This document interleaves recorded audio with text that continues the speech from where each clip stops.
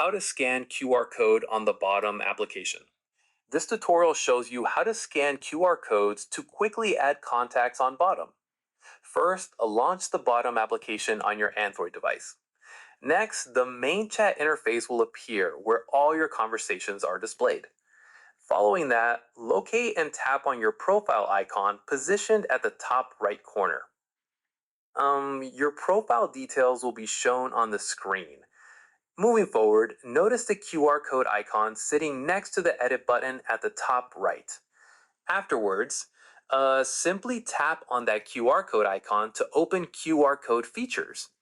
In addition to that, your personal BOTIM QR code will be visible on the screen. Once this page loads, look directly below where your QR code is displayed.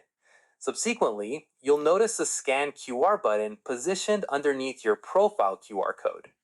Moreover, go ahead and tap on Scan QR to activate the scanner. Afterwards, the app will ask for permission to use your camera.